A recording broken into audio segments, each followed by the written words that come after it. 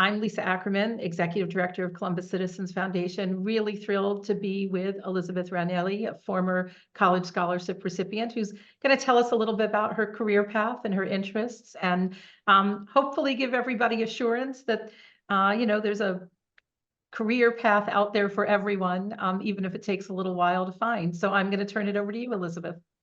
Hi, Lisa. Thank you so much for having me. My name is Dr. Elizabeth Ranelli, and I was a scholarship recipient for the Columbus Citizen Foundation back in 2007. I currently hold a DNP that I obtained from Wagner College back in 2020, and I'm excited to share my journey with how I got here. That's great. So Wagner College is on Staten Island, right? Yes. And I know it's a really terrific school, and we've been very fortunate to have a lot of Columbus Citizens Foundation members, as well as former scholarship recipients. In fact, one of our board members went to Wagner College. So it may be, a small school in a borough of Manhattan, but obviously has a very big impact for people. So tell us a little bit about how you wound up at Wagner. Okay, so I obtained 2 degrees from Wagner College. So I originally, when I received the scholarship from Columbus Citizens Foundation, I actually applied to the University of Central Florida.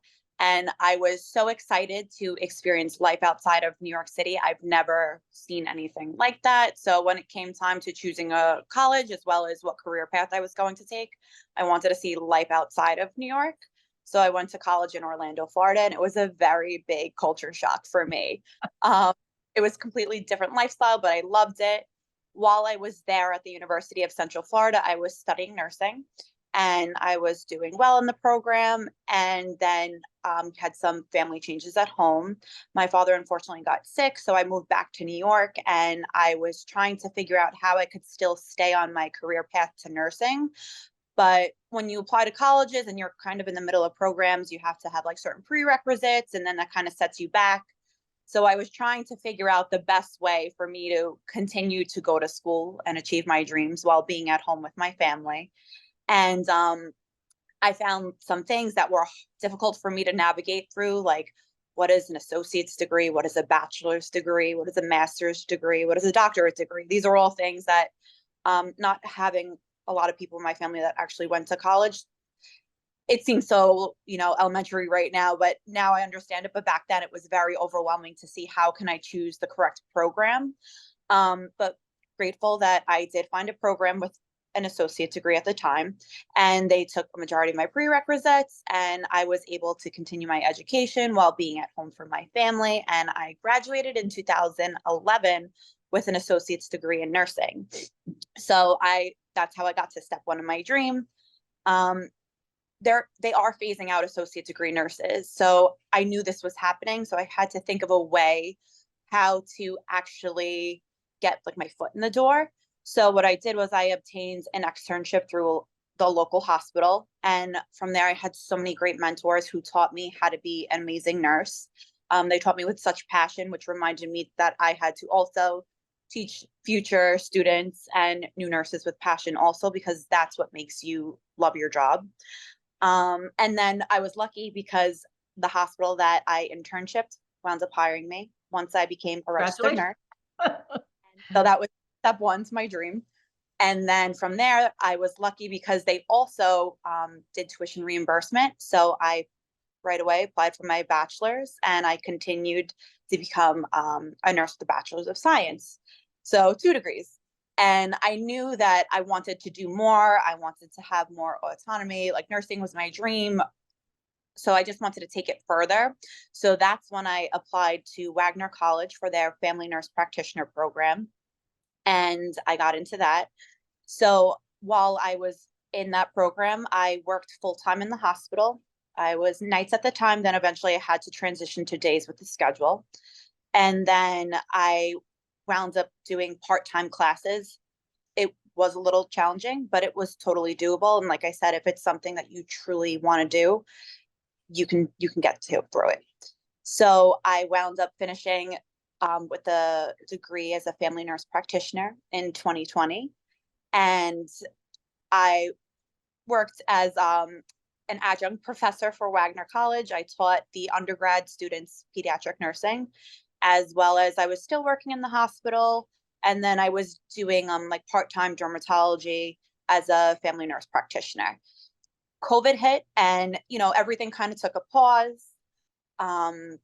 Classes went online, which was Sure. overwhelming for my students and myself because it was a change in from I did clinical. So it's really hard. How do I teach somebody how to be on hands in clinicals when now we have to go virtually? So it was definitely a big change for all of us. Dermatology was considered elective, so I kind of took a little break from that as well as, and then I just put most of my focus into the hospital at that time. As things started opening up, Wagner College did reach back out to me and said, hey, we're starting our doctorate program. And I was, just kind of talking it back and forth, and I was lucky to receive a scholarship to go back to school to become a DNP. And again, I worked full time as well as I went to school part-time, and there are challenges with that, but they're totally doable if it's something that you truly want to achieve. And so I did graduate with my DNP in December of 2020.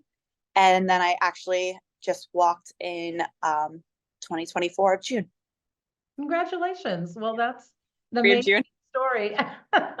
And I think, speaks to a lot of things, stick-to-itiveness for one thing, but also I think sometimes the willingness to take certain chances as well. I mean, when Wagner was starting a new program and reaching out to you, it can be exhilarating to be at the very beginning of a new program, but as somebody who did a master's degree while I was working with a brand new program that was started at Pratt at the time, the school is also working out the kinks when you're the first group of students in the program. So, in my case, the curriculum changed sort of midway through the degree program. So, there can be challenges to that too, but it's also very fun to be, in that initial wave of starting up a program because the school's enthusiastic, you're enthusiastic, and it feels really great. Well, I'd like you to just say a few words, a little bit more, if you don't mind, about that, balancing of work and school, because, I did that twice as well. And so it is 100% doable. You just have to be very organized and, there are still people who laugh that there I was sitting on the beach with my microeconomics book one summer, but I wanted to be at the beach with friends, but I still had to study.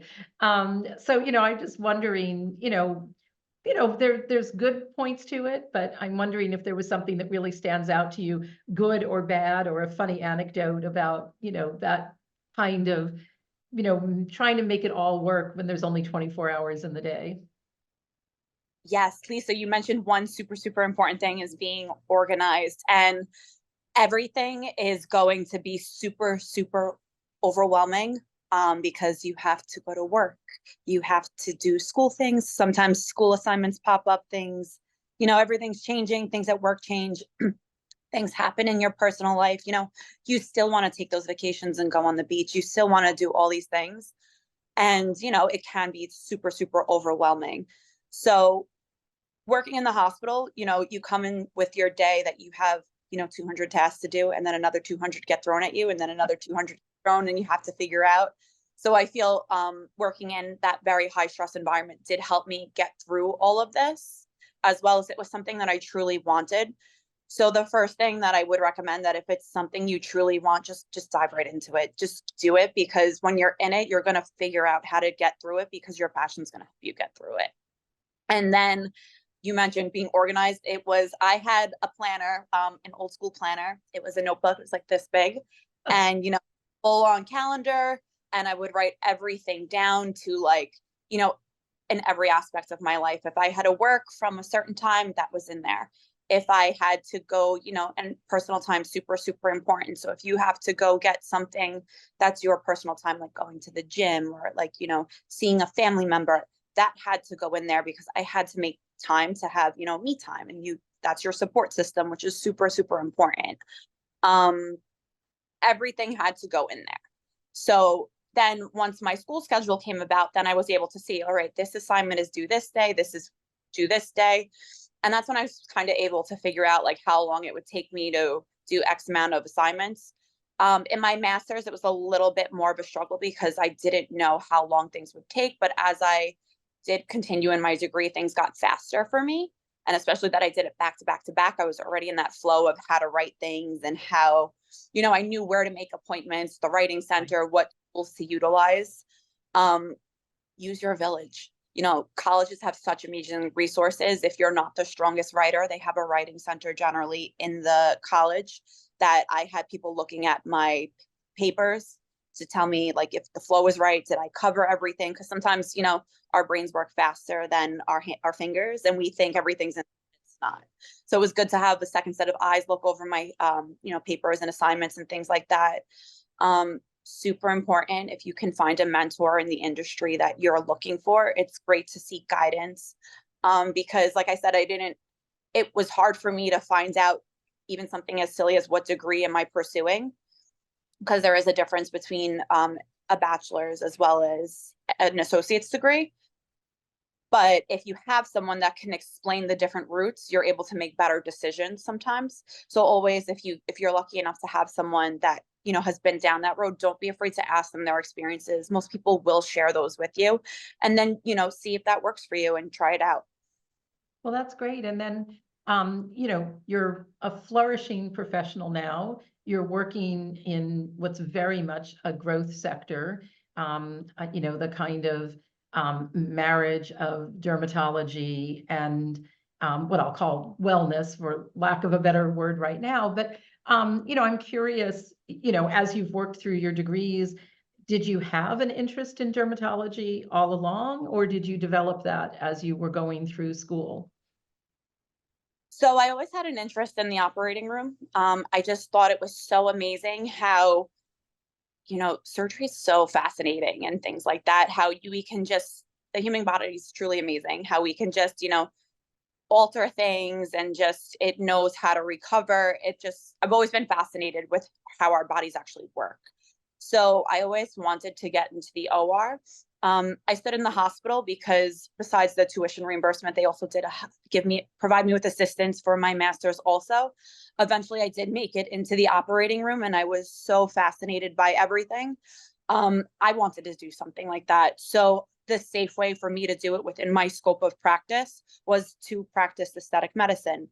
So when I did go back to school and I was doing my clinical rotations, I tried to find aesthetics everywhere in my rotation. So if that was a primary care doctor who also offered it, that's who I worked with. If it was, my elective hours, I did them with a dermatologist who taught me so many amazing things. And that's how I learned that's the path that I wanted to take. And then we truly can never stop learning. I'm still learning to this day. I have to constantly take continuing education courses besides for my license itself, Sure. but this is always changing. Our bodies are always changing. We're always doing new scientific studies on things. So it's something that I constantly have to keep up with. So tell us a little bit about your practice today. I would imagine, although I could be wrong, but I'm imagining that it's an overwhelmingly female clientele. But I imagine the age range of people is very, very wide. I imagine that the way this field has evolved, people from their teenage years up to, well into their 80s and 90s, care about how they look and feel and where they can ameliorate certain changes. They look, to med spas and this industry. So I'd love for you to tell us a little bit about, what you see as the trends right now. Awesome. So I work at SkinSpirit. We're on East 89th Street between Lexington and 3rd. We have been around for a while in the industry. We actually just celebrated our 21st anniversary, so we're not new. It's a huge company. We're all over the United States.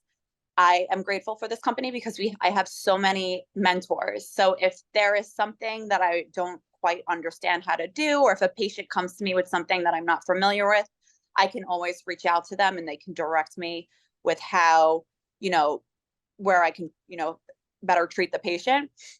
So I'm grateful for that. I have majority of women in my practice, yes, but men are still liking to take care of themselves. They still like to seek treatments. Once a man comes into the office and they're learning how to take care of themselves, they generally stay also. So they're not someone that comes in once a year. They do stick to their regimen also. So men and women both receive these treatments, pretty equally once they're in. Again, treat so many different ranges. Some people are looking for prevention. Some people, will start something as, just a basic skincare routine at home, a facial. And then as things start to progress, we'll talk about ways to just, basically put the pause button on everything and just, maintaining things. And then, yeah, we have so many different ages. There's so many different treatments we offer. We offer facials, complimentary skincare consultations, Botox, fillers, biostimulators like Sculptra. Growth factors are, very big in 2024. They're treatments we offer. We offer laser facials, microneedling, lots of things to help stimulate collagen and just, put the pause on everything. Well, that's great. And, there's such an increasing interest in the general public with how all of these things are interconnected. I mean, you mentioned, how fascinating the body is, and the body knows how to put itself on the path to healing.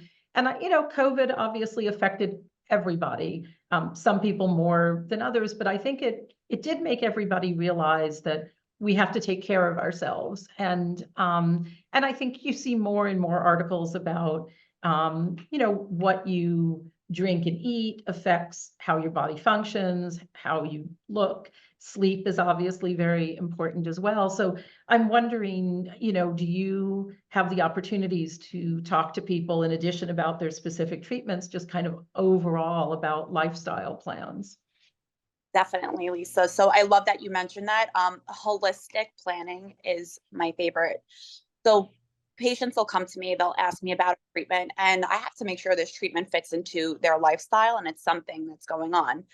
So if I have someone that seems like they're very young and they have these, deep eye circles, which is a common issue for everyone, I have to now kind of pull things apart because I'm like, okay, you're a little on the younger side. Is this genetic? Or is this something lifestyle? Sometimes I'll talk to my patients and I'll see that, they're going through a lot. They're working, they're in school, they're not sleeping, they're not hydrating. And I might say, hey, are you able to do these things? Because I can, easily treat you with something, but it might be just like putting a Band-Aid. So sometimes patients come back and they're grateful because they're like, yeah, I really just needed to sleep and drink water and, save some money.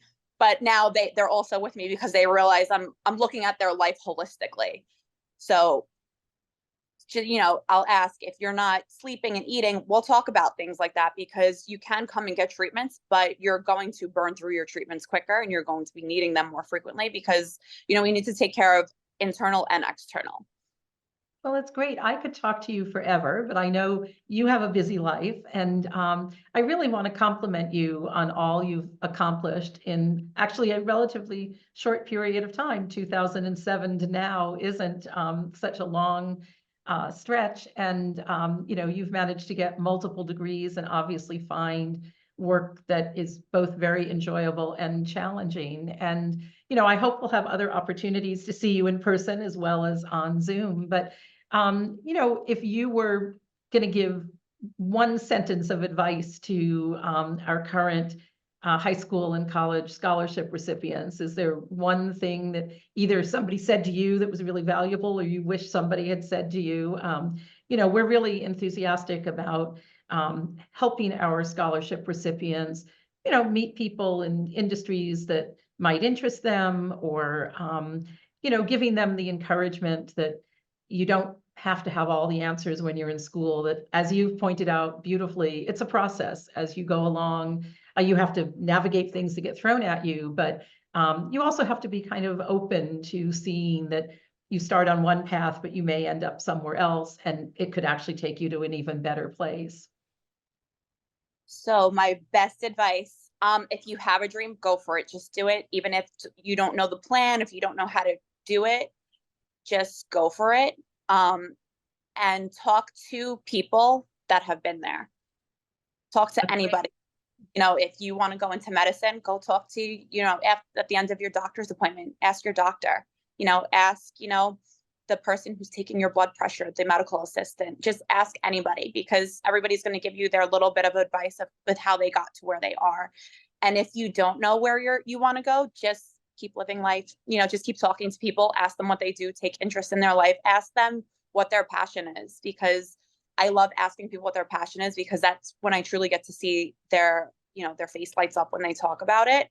And that rubs off on you. And if you are talking to someone and you're like, I really don't know what I want to do, and someone is so passionate about what they do, that might inspire you to go into that field. Well, that's so if you perfect ending. That's great.